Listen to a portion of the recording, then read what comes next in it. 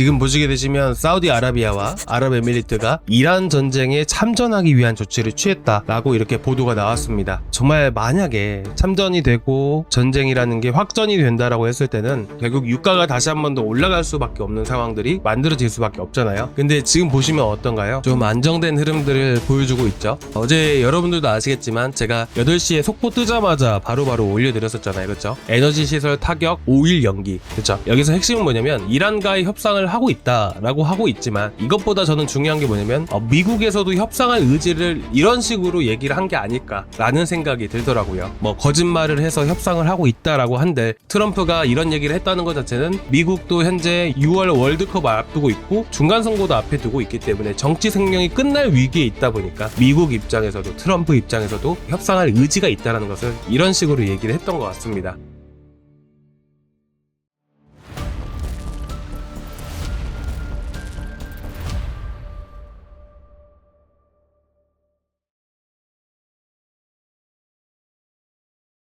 뭐 여러분들도 잘 아시겠지만 미중 무역 협상 때 기억나시나요?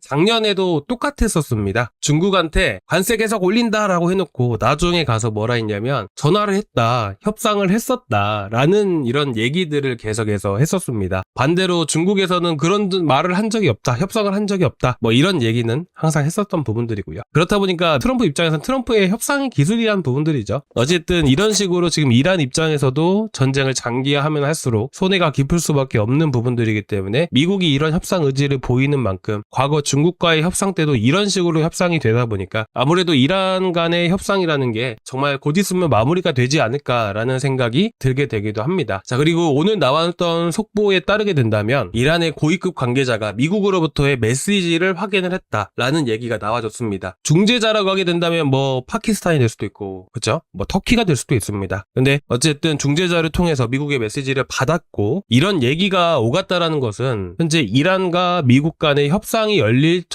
어떻게 보면 협상이 열릴 가능성이 매우 높다라는 부분들이에요. 자, 그렇다 보니까 어떻게 됩니까? 당연히 나스닥 같은 경우에도 다시 한 번 더 반등을 보일 수밖에 없는 부분들이에요. 오늘 여러분들이 나스닥 시장 보시면 아시겠지만 상승분이 대부분 반납되는 흐름들이 많이 나와줬었단 말이에요. 그렇죠? 보시면 이건 어제 저녁이고 오늘 오전까지만 하더라도 쭉 하락세가 나와줄 수밖에 없었어요. 자, 그렇다 보니까 동시간 동안 안에 이더리움 같은 경우도 보시면 어때요? 조금 지지부진한 흐름들이 나와줬었습니다. 하지만 이렇게 나스닥이 강하게 반등을 보이다 보니까 자세히 보시면 나스닥 반등 시기 동안 안에 이더리움도 다시 반등을 보여주는 이런 흐름들이 나올 수가 있었는데 저는 이렇게 생각을 하고 있습니다. 일단은 전쟁이 그래도 빨리 끝난 것은 아니지만 늦게 남아서라도 지금이라도 이렇게 끝난 게 정말 다행이라고 생각을 해요. 그리고 가장 중요한 것은 뭐냐면 이제 어쨌든 유가가 상승을 보여준 것은 사실이잖아요. 그렇죠? 자, 그렇게 되었을 때는 유가 상승에 따르는 물가 상승 압력이라는 게 높아질 수밖에 없었던 부분들이고 당연히 우리가 먼저 체크를 해봐야 되는 것은 물가입니다. 제가 2022년도 6월달 그리고 2022년도 7월달 흐름들을 제가 어제 영상을 통해서 여러분들께 올려드렸었잖아요. 이때도 마찬가지로 정말 큰 급락이라는 게 이어졌었습니다. 자, 어제 말씀드린 내용의 핵심은 뭐였냐면 이런 악재가 출몰을 하기 때문에 이렇게 급락이 나오는 거잖아요. 악재가 있으니까 떨어지는 겁니다. 올라가는데도 이유라는 게 분명히 있듯이 떨어지는데도 이유라는 게 존재를 합니다. 그런 이유라는 게 결국에는 이제 해소가 되어야지만 그 다음부터 시장이 움직일 수 있다는 거예요. 그래서 어저께 제가 대표적으로 예시를 들었던 게 2022년도에 우크라이나 전쟁으로 인해서 시장이 전체적으로 침체된 흐름들을 보여줬을 때 물가가 정말 폭발적으로 상승세를 보여줬었던 부분들이고요. 당시 7월 달에 물가 자체가 8.9%입니다. 9%까지도 올라갔어요. 정말 말도 안 되는 물가 상승률이에요. 근데 이게 언제부터 진정이 됐었죠? 8월 달부터 해서 진정이 됐었던 거예요. 자, 그렇다 보니까 이후의 흐름들을 보시게 되시면 7월 달이 바닥 구간이었고요. 8월 달부터 해가지고 물가가 조금씩 진정되기 시작을 했던 거예요. 그리고 나서 이더리움이 강세를 보여줬다는 것이죠. 자, 그렇게 되면 지금은 영향을 미치는 부분들이 뭐예요? 물가잖아요. 물가 똑같습니다. 이때랑. 그러면 지금 물가 자체가 안정이 되었을 때 이런 강한 반등이라는 게 보여줄 수 있지 않을까요? 근데 지금 물가가 어떻나요? 3월 23일 기준으로 했을 때 코어 PC 그리고 PC 인플레이션은 3.7%나 됩니다. 자, 얼마 전까지 보시면 어느 정도냐면요. 자, 이때만 보시더라도 알아요. 자, PCE가 몇 퍼센트죠? 1월 달에 2.4%예요. PCE 인플레이션 1.89%, 코어 CPI 2.1%예요. 자, 연준에서 목표하는 물가치가 몇 %예요? 2%잖아요. 2%에 근접해 있잖아요. 소비 둔화 때문에 이렇게 된 거예요. 근데 어쨌든 2%를 달성을 했습니다. 근데 지금 보시면 어떤가요?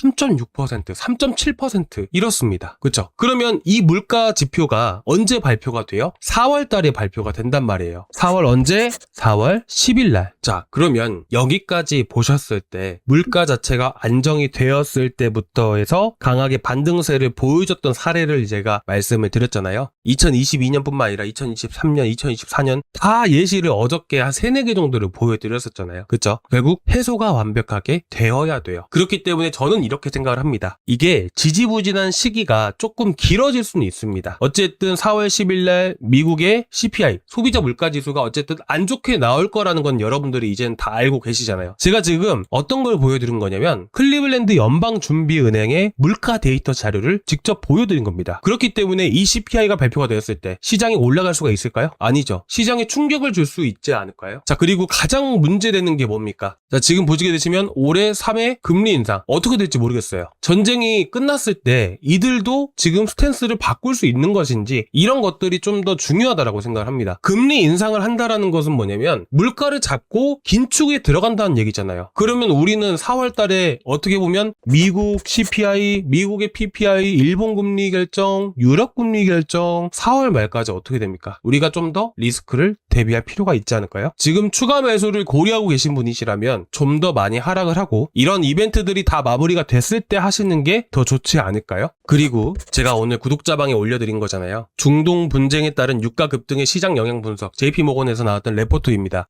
이런 시장을 볼 때 가장 중요한 데이터들이에요. 근데 일단 지금 보시게 되시면 핵심은 뭐였었죠? 유가 급등 발생 이후에 6개월 후 평균 수익률은 플러스 7%. 자, 12개월 후는 14%예요. 자, 그리고 12개월 후 주가 상승할 확률은 75%. 어쨌든 유가가 발생되고 나서부터 해서 물가라는 부분들이 올라갈 수밖에 없기 때문에 이런 물가가 거의 해소되는데 시간이라는 게 거의 빠르면 어떻게 보면 대략 6개월 정도가 최소한으로 걸릴 수가 있다라는 얘기예요. 그쵸? 자, 이 말이 쉽게 말씀을 드리면요. 결국 제가 아까 말씀을 드렸던 내용과 똑같다라는 거예요. 근데 그 예시를 제가 2022년 6월달 이걸 보고 여러분들께 말씀을 드린 거고요. 그쵸? 근데 어쨌든 핵심은 뭘까요? 우리가 지금 당장에 급하게 추가 매수할 필요는 없다라는 거예요. 근데 그렇다고 이 6개월만큼 걸린다라는 얘기는 아니에요. 6개월 이후에 올라간다는 얘기는 절대로 아닙니다. 보통은 이제 시장의 상승이라는 게 쭉 나오잖아요. 예를 들어서 그러면 1년에 한 2번 정도의 조정 기간이라는 게 만들어지게 돼요. 여러분들 자 보시면 이런 식으로 쭉 올라가면 좋겠죠. 근데 이렇게 올라가는 경우는 극히 드물어요. 보통은 이런 상승 파동, 하락 파동 뭐 이런 것들대로 이런 파동에 대한 흐름들이 만들어진다는 말이에요. 근데 이런 조정이라는 게 나오는 시기들을 상반기와 하반기로 나뉘어 봤을 때 보통 상반기 같은 경우에는 3월에서 5월 사이에 이런 조정이 많이 나오게 되고요. 그리고 하반기에는 대략 한 9월에서 11월 사이에 조정이 많이 나오게 됩니다. 자, 이더리움 같은 경우도 마찬가지예요. 2025년도 3월 달이 어땠나요? 관세 악재로 인해서 쭉 떨어졌죠. 그리고 4월 달 바닥 나오고 5월 달에 급등 나왔죠. 7월 달, 8월 달 급등 나왔죠. 9월부터 11월까지 어땠어요? 시장 조정 나왔었죠. 여러분들이 작년에 이더리움 흐름을 쭉 보시면 아, 이런 거구나 라고 아실 수가 있을 거예요. 그래서 저도 마찬가지로 어떻게 생각을 하냐면 4월 달, 5월 달 조정 나올 수는 있겠지만 큰 조정이 나오기보다는 박스권 횡보 장세가 나와줄 가능성이 높다라고 보고 있습니다. 그래서 여러분들이 아, 너무나도 길게 조정이 나오구나 라고 생각을 하시기보다는 4월달, 5월달은 평균적으로 원래 조정이 나오는 시기이기 때문에 좀 이따가 매수를 해야겠구나 라고 여러분들이 보시면 되세요. 자, 그러면 우리가 어느 구간에서 매수를 하면 좋을까요? 제가 이 지표는 이 유료 자료입니다. 저도 돈을 주고 쓰는 자료이고 저도 똑같이 여러분들과 함께 이더리움을 투자를 하고 있는 입장으로서 당연히 쓰고 있는 하나의 자료예요. 자, 여기서 보고 계시는 리얼라이즈드 프라이스라고 되어 있죠. 저는 이거를 꼭 체크하고 봅니다. 자, 업비트 투자자 보호센터에서 나왔던 정의를 여러분들께 말씀을 드리면요. 시장 참여자들의 실제로 어떤 가격대에서 자산을 보유하고 있는지를 살펴봅니다. 라고 하는 겁니다. 자, 이거를 어떻게 해석하냐에 따라서 조금씩 다를 수 있겠지만 어떤 분들은 하나의 매물대라고 보는 부분들도 있겠죠. 근데 핵심은 뭐냐면 어떤 가격대라는 거예요. 실현 가격, 리얼라이즈드 프라이스라는 것은 이런 투자자들의 가격을 의미한다. 매입 단가를 의미하게 되는 것입니다. 근데 지금 보시면 어떤가요? 리얼라이즈드 프라이스, 그쵸? 그러면 2020년도, 2021년도, 2017년도 이거는 예를 들어서 2017년도부터 해서 현재까지 2026년도까지 매집해왔던 고래들의 평균 매입가를 의미하게 되는 것이에요. 자, 고래들이 매입 단가래요. 그럼 여러분들은 어떻게 느껴지시나요? 고래들도 손실 보려고 한 것은 아니기 때문에 이 자리를 정말 강하게 지켜주겠지라고 생각이 나실 거예요. 마찬가지예요. 그러면 강한 지지 구간이라는 게 형성이 되는 겁니다. 이때는 2022년도였습니다. 보시면 어떤가요? 이 라인들이 전부 다 강한 지지 구간에 해당이 되는 것이에요. 여태까지 10년 이상의 데이터들을 쭉 보셨을 때도 이더리움이 급락을 하게 되면 이런 선행 기준으로 했을 때 지지 라인이라는 게 만들어지게 됩니다. 이게 바로 현재 구역, 그쵸? 그러면 우리는 어디서 매수를 해야 될까요? 최대한 저점에서 매수를 하는 게 좋지 않을까요? 그러면 우리는 이 라인별로 해가지고 매매를 하면 되는 겁니다. 제가 이거를 보시면 이렇게 값이 딱 나와 있잖아요. 이거를 제가 캡처를 해다가 저희 구독자방에다가 그대로 올려드릴 거예요. 그리고 여러분들이 좀 떨어졌을 때 추격 매수 절대로 하지 마시고요. 우리가 이런 바닥에서 매수를 하면 충분히 큰 수익을 볼 수가 있단 말이에요. 그래서 내려왔을 때 제가 타점 정확하게 잡아 드릴 거니까 여러분들께 먼저 제가 구독자방에서 이런 자료들 먼저 올려드릴게요. 그리고 여러분들도 한번 보시고 어떻게 하면 좋을지 이런 것들도 같이 고민을 해보자고요. 그리고 저도 마찬가지로 어떻게 해야 되는지 모르시는 분들을 위해서 타점도 잡아 드릴 거니까 구독자방 올라오는 레포트 꼭 체크하고 봐주셨으면 좋겠습니다. 자, 일단 오늘 여기까지 좀 준비를 했는데요. 조금이나마 도움되셨다면 구독과 좋아요 한 번씩 부탁드리고요. 다음 시간에 또 뵙도록 하겠습니다. 감사합니다.